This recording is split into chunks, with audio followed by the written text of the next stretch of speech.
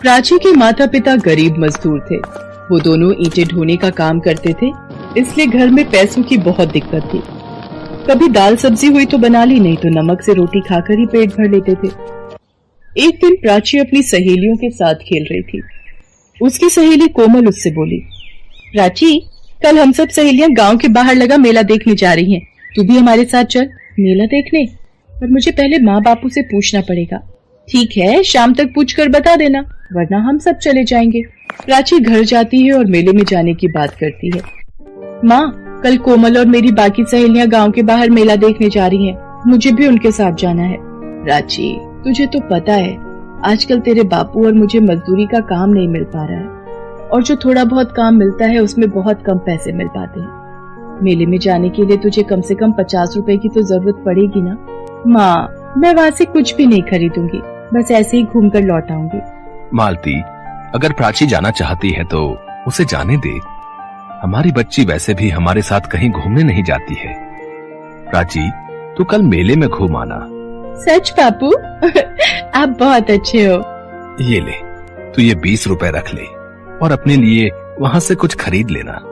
प्राची को 20 रुपए देते हुए उसके पिता और माँ की आंखों में आंसू आ जाते हैं। आज वो पैसे को मोहताज थे, पर फिर भी अपनी बेटी के चेहरे पर आई मुस्कान देखकर उनकी आंखें भर आती हैं। अगले दिन प्राची कोमल और अपनी बाकी सहेलियों के साथ मेला घूमने जाती है। माला, पूजा, प्राची, ये देखो, मेला घूमने के लिए माँ ने मुझे 200 रुपए दिए। मेरी माँ ने भी मुझे 200 ही दिए। और तुम्हें पूजा प्राची? 150 रुपए लाई हूँ। वो मैं 20 रुपए? बस इतने में तो एक छोटी सी गुड़िया भी नहीं आ पाएगी। पूजा, माला, चलो सामने कठपुतली का खेल देखते हैं। 20 रुपए की टिकट है, तुम तीनों देख लो, तब तक मैं पानी पीकर आती हूँ। प्राची जानती थी उसके पास कम रुपए हैं, इसलिए वो ऐसे ही मेले में घूमती रही। बापू ने बड़ी मुश्किल से ये रुपए मुझे दिए थे। मैं इन रुपयों से घर के लिए कुछ खरीद लेती हूँ। पर यहाँ तो कुछ भी नहीं दिख रहा है ऐसा। क्या हुआ प्राची? तूने तो ना ही कुछ खाया और ना ही कुछ खरीदा। हम देख कितना कुछ खरीद लाए, इतनी सारी खिलौने, चूड़ियाँ, पर तेरे पास तो पैसे ही नहीं थे। अब चल, बहुत देर हो रही है, हम सब घर वापस चलते हैं। प्राची सब सहेलियों के साथ घर वापस आने लगती है। तभी उसकी नजर एक बूढ़ी औरत पर पड़ती है। फूल गोभी ले लो बेटी, आज सुबह से एक भी फूल गोभी नहीं बिकी। तुम्हारी बड़ी मेहरबानी होगी। अगर मैं फूल गोभी खरीद कर ले जाती हूँ तो माँ बहुत खुश होंगी। रात को हम इसकी सब्जी बनाकर रोटी के साथ खा सकेंगे। वैसे भी बापू के पास इतने पैसे नहीं होते कि हम रोजाना ताजी सब्जी बनाकर खा सके। क्या सोच रही है प्राची? जल्दी चल, घर जाने में देर हो गई तो माँ डांट लगाएंगी। अम्मा, मेरे पास ये 20 रुपए हैं, आप इनका मुझे गोभी का फूल दे सकते हो? हाँ बेटा, लो, ये गोभी का फूल 20 रुपए का है। मुझे तेरे ऊपर तो हंसी आती है प्राची। तू मेला घूमने आई है और क्या खरीद कर ले जा रही है? गोभी का फूल। सब सहेलियां जोर जोर से हंसने लगती हैं। प्राची गोभी का फूल खरीद कर घर आ जाती है। प्राची बेटा, वो रुपए तो तेरे बाबूजी ने तुझे मेला घूमने के लिए दिए थे, और तूने उन रुपयों से कुछ भी नहीं खाया, ना ही अपने लिए कुछ खरीदा। मेरी बच्ची, वहाँ भी तुझे घर का ही ख्याल आया। मालती, हमारी प्राची सचमुच बहुत समझदार हो गई है। चल, अब तो बैठ, मैं गरम गरम इस फूल गोभी की सब्जी बनाती हूँ, फिर हम तीनों मिलकर खाना खाएंगे। मालती सब्जी बनाने के लिए गोभी काटने बैठती है। गोभी देखने में बहुत बढ़िया और ताजी है। काश एक गोभी का फूल और होता तो ज्यादा सब्जी बन जाती। मालती देखती है वहाँ एक गोभी के फूल की जगह 2 गोभी के फूल हो जाते हैं। ये क्या जादू है? ये कैसे हो सकता है? यहाँ पर तो एक ही गोभी थी, पर अब 2 फूल कैसे हो गए? एक बार 4 फूल बोलकर देखूं। गोभी के 4 फूल मेरे सामने आ जाए। मालती के सामने गोभी के 4 फूल आ जाते हैं। वो हैरान हो जाती है और वो प्राची और उसके बापू को आवाज लगाती है। माँ, ये तो सचमुच जादुई फूल गोभी है। हम जितने भी गोभी के फूल बोएंगे, हमारे सामने उतने ही गोभी के फूल आ जाएंगे। अभी गोभी के फूल में से एक अप्सरा उत्पन्न होती है। घबराओ नहीं, मैं एक अप्सरा हूँ। मैं धरती लोक से गुजर रही थी। मैंने इस प्यारी सी बच्ची को देखा कि किस तरह से ये किसी गरीब की मदद कर रही थी। मेरे से रहा नहीं गया और मैं इस फूल गोभी में वास कर गई और प्राची के साथ यहाँ तक आ गई। मैंने तुम सबकी बातें सुनी और मेरा मन दुख से भर गया। जो दूसरों की मदद करता है वो मनुष्य मुझे बहुत प्रिय है। अब तुम सबको बिल्कुल भी चिंता करने की जरूरत नहीं है। मैं तुम्हें ये जादुई फूल गोभी देकर जा रही हूँ। अब इसकी सहायता से तुम जितनी चाहो उतनी गोभी बाजार में बेच सकते हो। अब तुम्हारे दुख के दिन दूर हो जाएंगे। लेकिन मेरी बात को हमेशा याद रखना, कभी भी अपने मन में लालच मत पनपने देना। इतना कहकर वो अप्सरा वहां से गायब हो जाती है। प्राची के माता पिता प्राची को गले लगा लेते हैं। आज उसी की वजह से उनके गरीबी के दिन दूर हो गए थे। शहर आई देहाती बहू। अरे भाई साहब, दहेज में क्या देंगे आप? अरे बहन जी, हम गरीब लोग हैं, क्या दे सकते हैं दहेज में? अरे भाई साहब, जब दहेज देने की औकात ही नहीं है तो यहाँ क्या कर रहे हैं? जाइए अपनी लड़की के लिए अपने जैसा गरीब लड़का ही देखिए।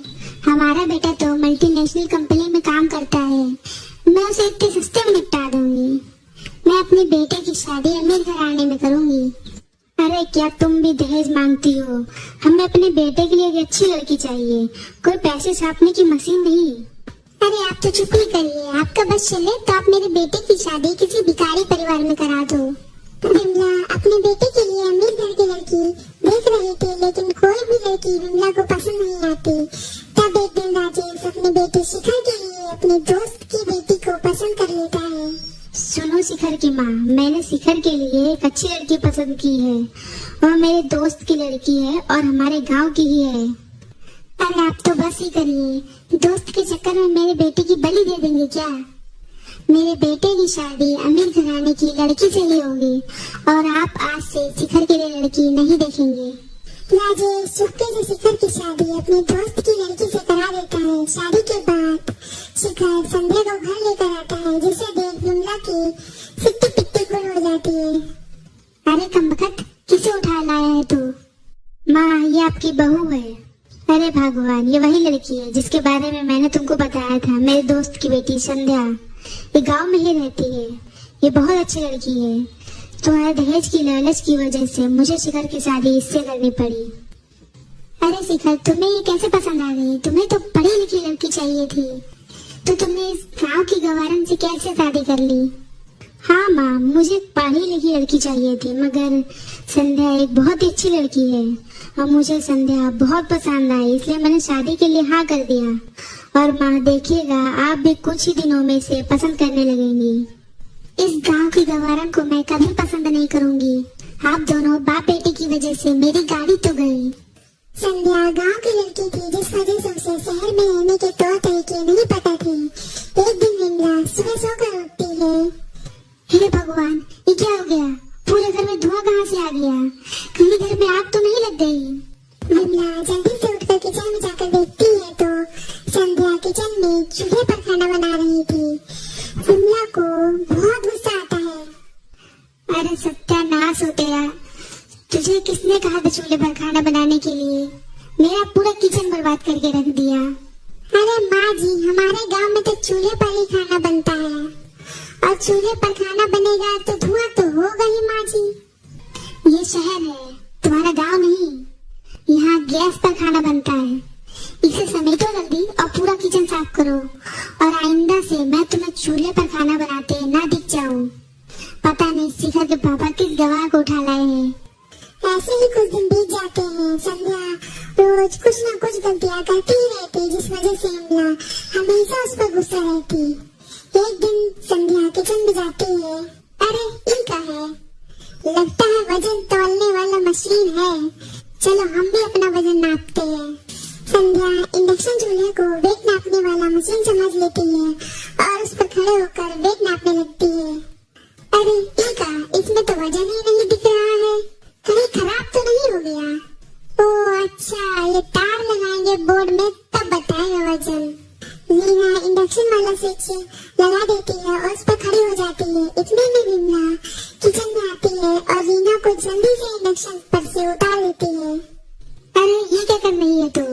अरे माँ जी, इसमें तो वजन ही नहीं दिख रहा है, हम कितना देर से वजन नाप रहे हैं।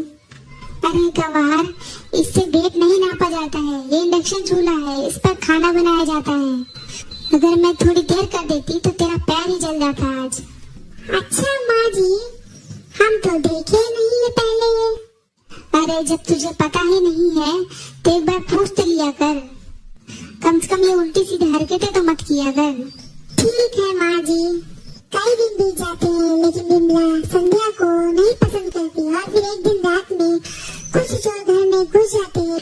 विमला को कमरे के बाहर से आवाज आती है तो बाहर छत पर जाकर देखती है कि कुछ चोर आए हुए हैं। कौन हो तुम सब? चले जाओ यहाँ से वरना मैं पुलिस को बुला दूंगी। इतने में एक चोर आकर विमला के गर्दन पर चाकू रख देता है और फिर इतने में रीना आकर उस चोर को डंडे से बहुत मारती जिससे सारे चोर भाग जाते हैं। अपनी बहू की ये बहादुरी देखकर विमला को बहुत खुशी होती है। बहू तुम बहुत बहादुर हो, तुमने अपनी जान की परवाह ना करते हुए मेरी जान बचाई। तुमने आज मुझे जीत लिया है बहू। अरे अम्मा जी इसमें कौन सी बड़ी बात है, ये तो हमारा फर्ज है।